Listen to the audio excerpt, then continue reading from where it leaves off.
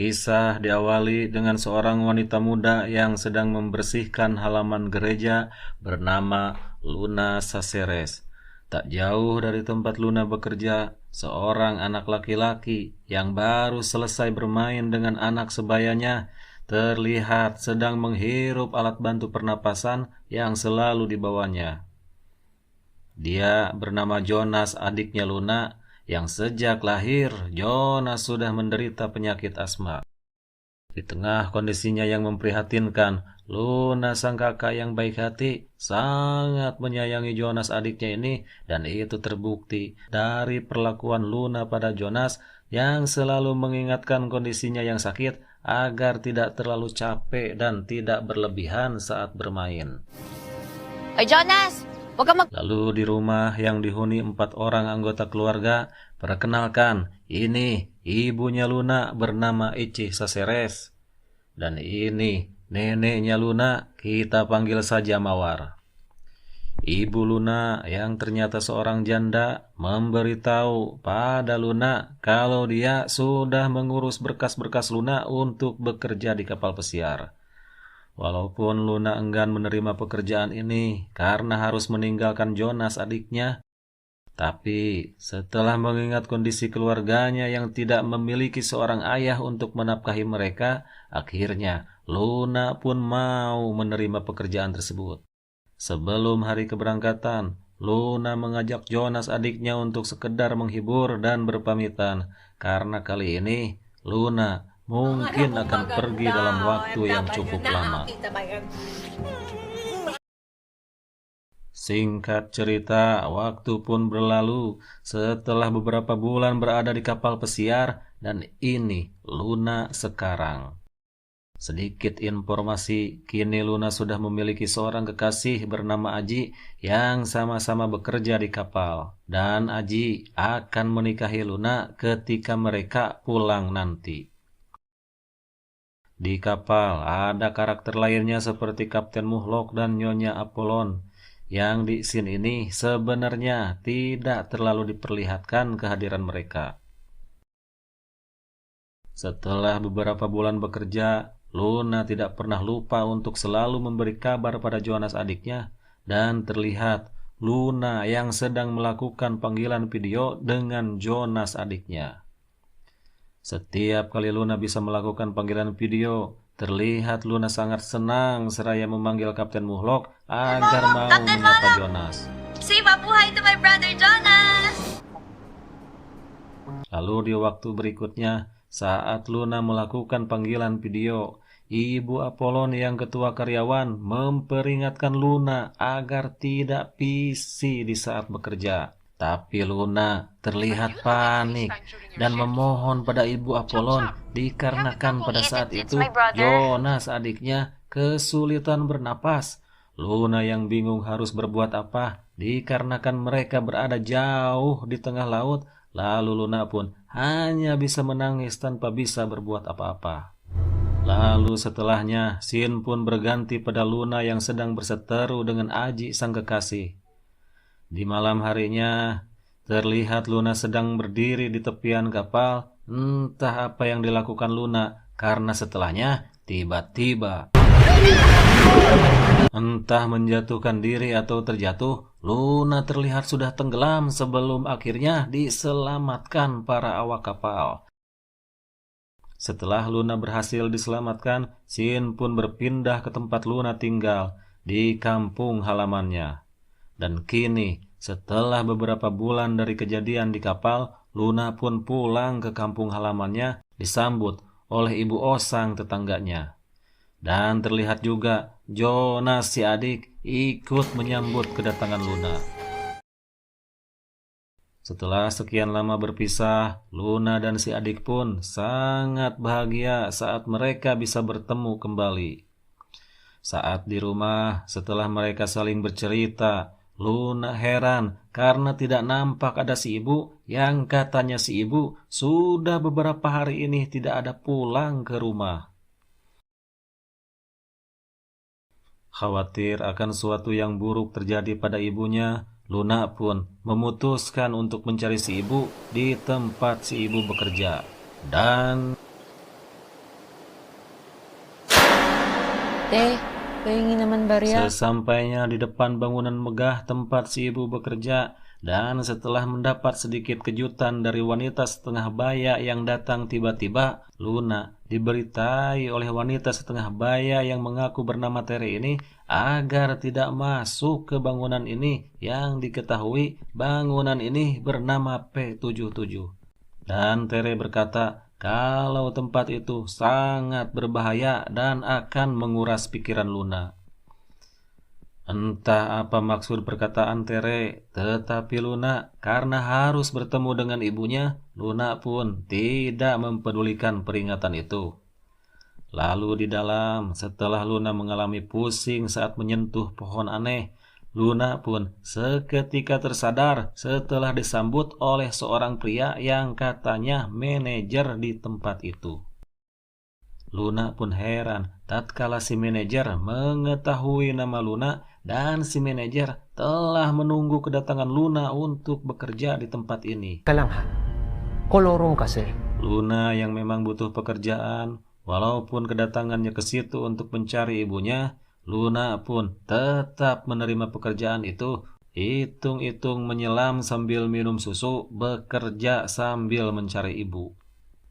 Setelah mendapatkan petunjuk tempat Luna bekerja, dan Luna pun langsung menuju apartemen tempat Luna akan bekerja, lalu tiba-tiba ini adalah Andre Cambion, pemilik apartemen Luna bekerja, dan ini istrinya bernama Nyonya Sonia. Kini Luna resmi diterima kerja dan akan bekerja di hari itu juga dengan syarat jangan pernah membawa orang lain ke apartemen ini karena kedua majikannya ini akan pergi selama beberapa hari. Walaupun kedua majikannya itu agak sedikit aneh dan begitu misterius, Luna pun memilih untuk tidak mempedulikannya karena yang penting Luna bisa bekerja sekalian mencari ibunya yang sudah beberapa hari ini tidak pulang ke rumah. Di apartemen itu yang diketahui bernama Gria Tawang, Luna yang memang baru pertama kali memasuki hunian mewah sangat antusias dan langsung video call dengan Jonas adiknya. Luna bercerita kalau dia mendapatkan pekerjaan baru di tempat yang sangat bagus. Di tengah-tengah pembicaraan, asma Jonas tiba-tiba kambuh lagi. Lalu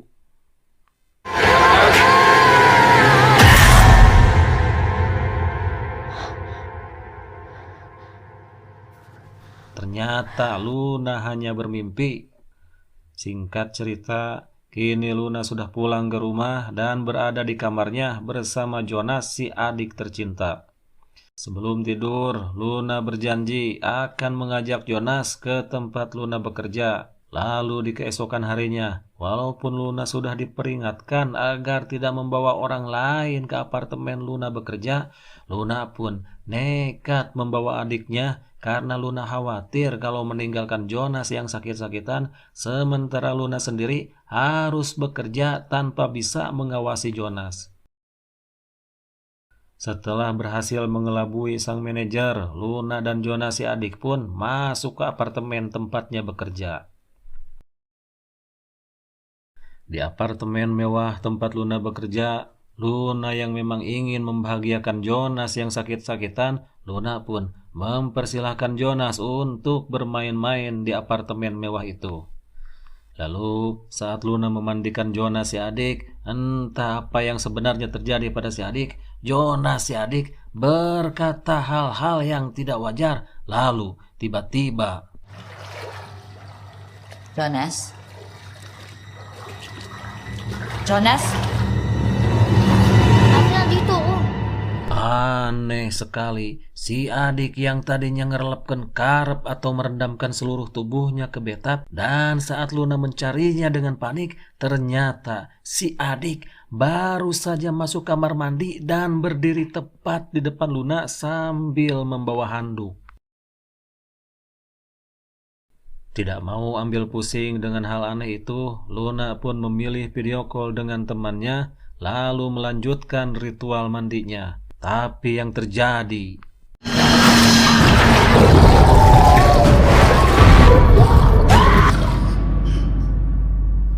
Setelah mengalami kejadian-kejadian aneh, Luna pun membuang obat yang selalu diminumnya karena Luna mengira kalau hal aneh yang Luna alami adalah efek obat yang selalu diminumnya. Lalu, tiba-tiba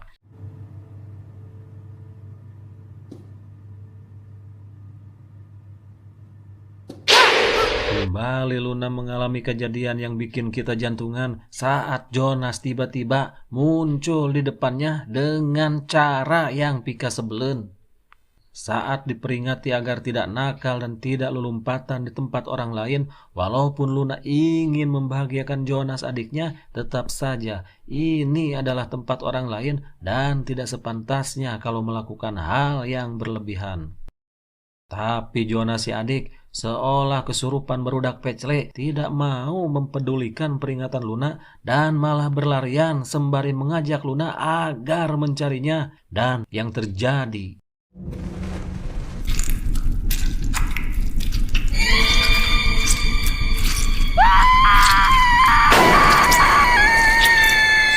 sungguh pemandangan yang bikin bulu kuduk nyingsat. Jonas si adik ternyata baru saja masuk kamar saat Luna mengira kalau yang ada di ranjang itu adalah Jonas adiknya.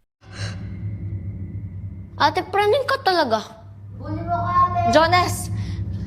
Asan ka ba? Lalu Jonas pun kembali berlari dan bersembunyi. Meski Luna masih merasa bingung dengan apa yang terjadi, Luna tetap berusaha memperingatkan Jonas agar berhenti bermain-main. Tapi Jonas si adik malah mengatakan bahwa ada orang lain di tempat ini. Dan Ate, may tao dito. Asan? Tayo lang ang tao dito. Ma'am? tidak tahu kapan masuknya Nyonya Sonia si majikan perempuan tiba-tiba sudah berada di belakang Luna. Setelah Luna diperbolehkan memakai pakaian si majikan dan memakai apa saja fasilitas yang ada di tempat ini selama si majikan pergi, dan Luna kembali diperingati jangan pernah sekali-kali membawa orang lain ke tempat ini, karena mungkin setelah masuk tempat ini orang tersebut tidak akan pernah bisa keluar lagi. Entah apa maksud perkataan si majikan, entahlah, karena si majikan pun berlagak sok misterius. Setelah si majikan pergi, Luna pun kembali mencari Jonas adiknya. Tapi setelah diperhatikan lagi, Jonas yang tadinya bersembunyi di balik tirai, ternyata Jonas sudah tidak ada di tempat. Jonas!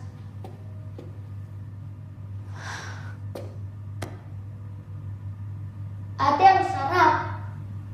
Sungguh bocil yang musingin.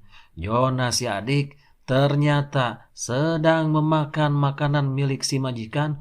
Luna sebagai kakak yang baik pun melarang Jonas agar tidak memakan makanan orang lain karena kita membawa makanan sendiri. Tapi Jonas si adik malah berlaku.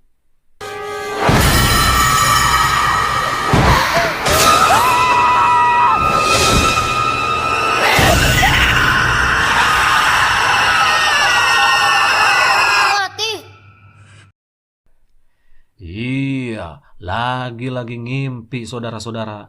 Lalu yang terjadi, Kaya ako ito kanain, ate, kasi gusto ko. Dito na lang ako, kaya kumain ka na lang. entah delusi atau apa, karena Luna berkali-kali mengalami kejadian-kejadian aneh, tapi ternyata itu hanyalah mimpi. Luna pun mulai berpikir semenjak masuk tempat ini, seolah tempat ini mengetahui apa yang ada di dalam pikiran Luna. Tak lama, Jonas si adik bertanya pada saat di kapal, apa Luna baik-baik saja. Dan seperti yang ragu, Luna pun bercerita. Di kapal terjadi sesuatu padanya. Luna bercerita jika Luna depresi berat hingga harus minum obat antidepresi. Tapi Luna merasa kalau obat yang selalu diminumnya memiliki efek halusinasi seperti yang selalu dialaminya selama ini. Jonas si adik menenangkan kakaknya agar tidak perlu cemas dan Luna hanya perlu terbangun saja. Lalu tiba-tiba, ya lagi-lagi itu hanya sebuah mimpi.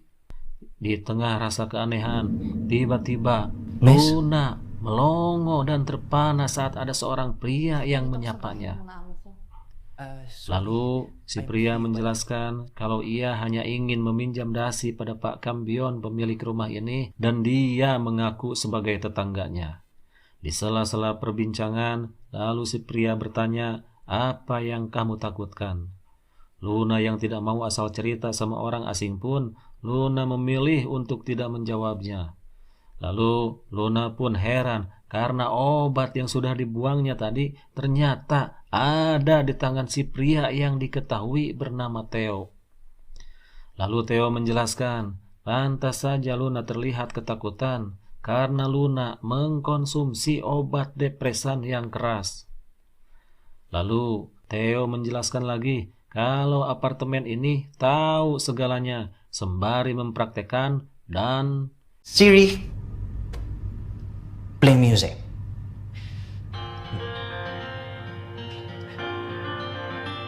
Siri. sungguh ajaib. Seolah dilengkapi dengan teknologi AI, musik pun terdengar setelah Theo berseru, "Musik!" Lanjut. Sambil berdansa, Theo bercerita tentang P77 yang tadinya adalah kuburan, lalu dibangun rumah sakit, dan sekarang menjadi apartemen. Setelah berdansa, Theo pun mengajak Luna ke pesta topeng yang akan diadakan di ruangan lain. Luna yang memang ingin sekali ke pesta topeng pun setuju untuk ikut, walaupun awalnya Luna sempat menolaknya. Gusto mo ng masquerade, di ba?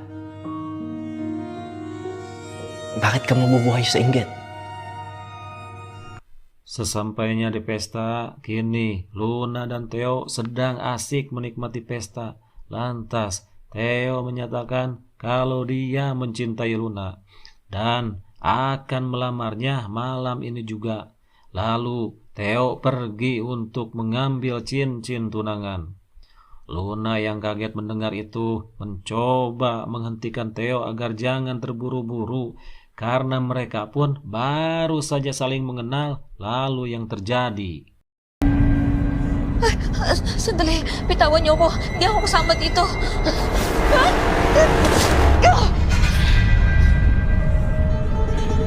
ternyata Mr. Kambion si majikan pria pun berada di tempat itu. Dan iya, mengerikan sekali. Luna yang ketakutan karena orang-orang di situ bertingkah aneh. Luna pun bergegas berlari meninggalkan ruangan itu untuk mencari Jonas adiknya. Sekembalinya ke ruangan tempat Luna bekerja, Luna sempat shock karena melihat Jonas adiknya sudah terbaring kaku di ranjang mayat.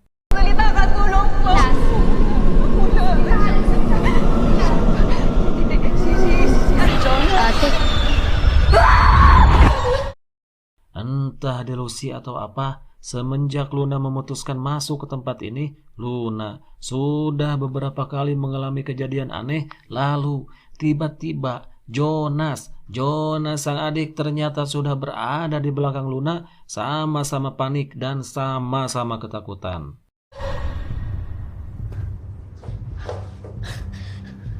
hindi kita Lantas, Luna berusaha untuk membawa adiknya pergi dari tempat ini.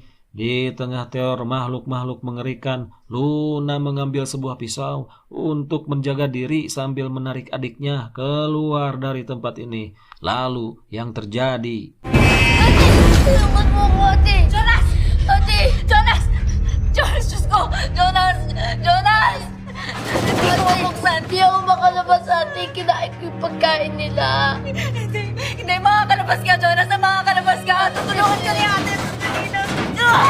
Paano ko ba? sayang sekali Jonas si adik. Entah bagaimana caranya, kok bisa-bisanya tertinggal di dalam sementara Luna sudah berada di luar. Saat Luna sedang panik karena adiknya terjebak di dalam, Tere, wanita setengah baya yang sempat memperingati Luna agar tidak masuk tempat itu, tiba-tiba sudah berada di belakang Luna dan berkata, harus punya senjata untuk melawan mereka. Luna! Tolong Tere! Lalu Luna meminta Tere agar menyelamatkan Jonas. Tapi Tere berkata Jonas sudah tiada dan menyuruh Luna untuk mengikhlaskannya. Luna pun marah dan berteriak pada Tere karena tidak terima Jonas dikatakan sudah tiada. Lalu Tere berkata, harusnya kamu tidak meninggalkan Jonas. Jangan! Miss, anong ginagawa mo dyan? Bawal ka dyan, Miss. Tak lama kemudian, ada seorang pria setengah baya yang keheranan kenapa malam-malam begini ada seorang perempuan di tempat seperti ini. Lalu si pria pun bertanya, sedang apa di tempat ini dan kenapa harus berteriak-teriak di tengah malam begini, bikin genyeleng warga sekitar saja. Luna menjelaskan kalau Jonas adiknya terjebak di apartemen P77. Dengan keheranan, si bapak pun berusaha memberitahu pada Luna kalau tidak ada apa-apa di tempat ini, tidak ada bangunan P77 di sini, dan jangan membuat keributan di sini. Kalau perlu bantuan apa-apa, di sini ada polisi yang kebetulan sedang bertugas di wilayah ini. Luna yang masih ketakutan sambil menangis memohon agar Jonas adiknya diselamatkan, sambil menoleh ke arah Tere si ibu-ibu untuk mencari dukungan kalau semua yang dikatakan Luna itu benar adanya. Tapi tiba-tiba, Manang Tere, paliwanag mo sa kanya. ya ternyata Tere pun sudah menghilang. Si bapak yang keheranan karena Luna dari tadi hanya sendirian, lalu dibantu dengan warga sekitar, Luna pun dibawa ke kantor polisi. Singkat cerita, di kantor polisi, si bapak menjelaskan bahwa beberapa hari ini Luna hanya sendirian di tempat itu dan tidak ada apa-apa di tempat itu. Sambil menunjukkan CCTV, si bapak pun bercerita kalau beberapa hari ini Luna bertingkah aneh seolah sedang berinteraksi dengan seseorang yang padahal tidak ada siapapun di tempat itu. Habang buhay, Pwede ba yun? just be my wife.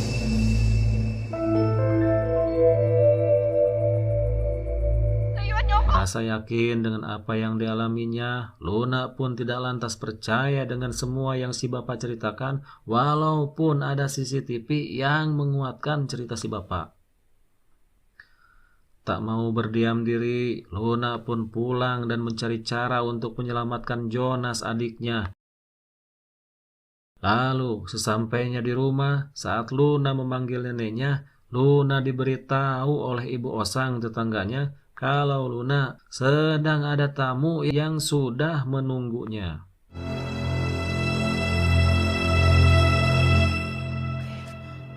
Kayo,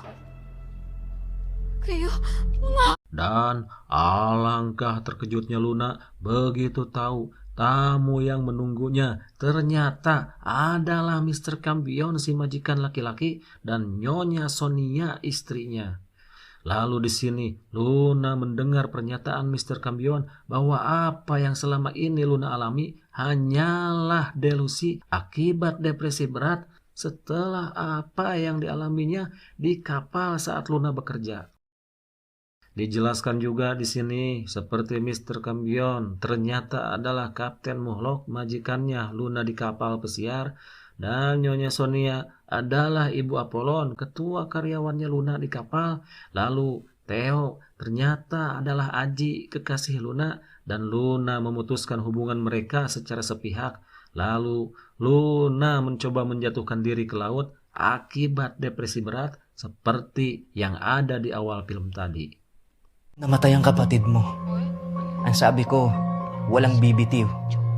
I will be there for you. Pero ikaw ang nagsabi. Maghiwalay na taan mo. Pinilit mong tumalon.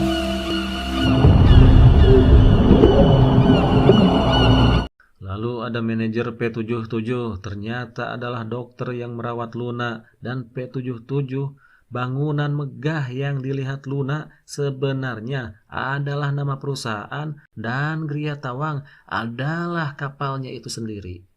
Tetapi Luna tetap yakin dengan apa yang dialaminya dan tetap tidak percaya walaupun sudah banyak bukti untuk memperkuatnya.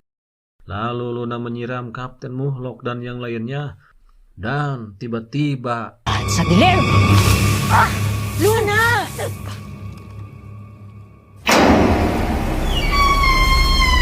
Ubus na ang pasensya ko. kembali mereka menjadi sosok yang menyeramkan. Lalu Luna pun tiba-tiba sudah berada di Gria Tawang. Sambil terisak dan ketakutan, Luna berusaha untuk melarikan diri dari sosok-sosok yang menyeramkan.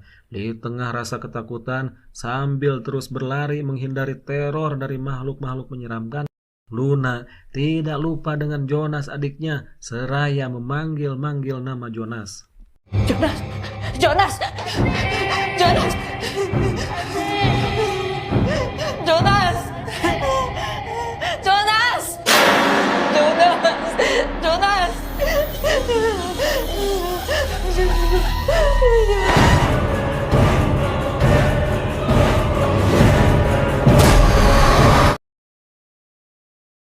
Lalu, di titik di mana Luna sudah tidak bisa menghindar dari sosok menyeramkan yang terus saja mengejar Luna, Luna pun terjatuh dan dikepung oleh makhluk-makhluk itu. Tidak tahan dengan semua kengerian yang dialami, Luna pun ingin semua ini berakhir. Lalu, tiba-tiba, Huwag kang gumaya sa akin, lumaban ka. Kinakain nila ang pagsisisi mo. Ang harapin mo ang totoo. Ang totoo. Tere, si ibu-ibu sudah berada di tempat itu dan berkata, "Jangan seperti aku, kamu harus menerima kebenaran." Mereka semua menikmati rasa bersalahmu dan penyesalanmu. Setelah mendengar apa yang dikatakan Tere dan Luna menyadari bahwa menerima kebenaran adalah kunci dari kebebasannya, seketika suasana pun berubah menjadi hening.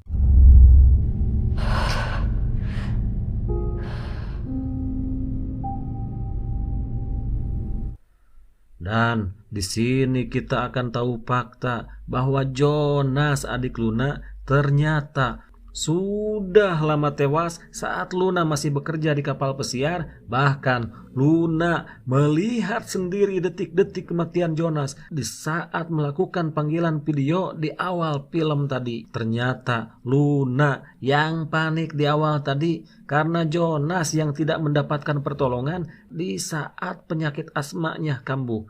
Lalu tewas di saat itu juga, sementara Luna tidak bisa berbuat apa-apa dikarenakan jarak yang sangat jauh. Luna yang sangat menyayangi dan tidak rela kehilangan Jonas adiknya, Luna menolak untuk percaya pada kenyataan yang paling mengerikan di dalam hidupnya. Rasa bersalah karena telah meninggalkan adiknya yang sakit dan di rumah pun tidak ada yang bisa diandalkan karena ibunya selalu pergi dengan alasan pekerjaan dan neneknya yang sudah nini-nini pikun lagi. Jonas si adik jadi kurang perhatian, padahal anak sekecil itu yang sedang sakit sangat-sangat membutuhkan perhatian dari orang-orang dewasa. Penyesalan yang mendalam dan penolakan pada kenyataan paling pahit dalam hidupnya membuat Luna sangat depresi sampai Luna tiba pada titik tidak bisa membedakan antara ilusi dan kenyataan, dan akhirnya Luna terjebak di dalam hayalan yang bercampur dengan ingatan-ingatan mengerikan di masa lalunya. Kini setelah Luna sadar dan menerima kematian Jonas adiknya dan mengikhlaskan kepergiannya, Luna pun terbebas dari semua teror yang ternyata hanya ada di dalam pikirannya saja.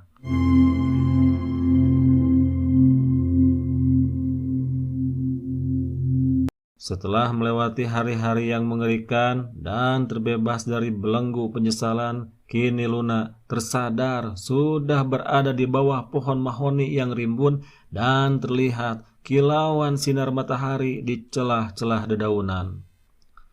Sepulangnya ke rumah, Luna disambut oleh ibu dan neneknya sambil menangis. Si ibu pun bertanya, apa Luna menyalahkan ibu? Sambil menggelengkan kepala, Luna pun menjawab, tidak. Dan mereka pun berpelukan lalu menangis berjamaah. Tak lama mereka bertiga pun sudah berada di tempat peristirahatan Jonas untuk berziarah. Keesokan harinya, setelah apa yang sudah dialami, Luna terlihat sedang duduk di pinggir pantai sambil memandang ke arah laut. Lalu sayup-sayup terdengar suara seseorang yang menanyakan Luna Saceres. Lalu film pun selesai.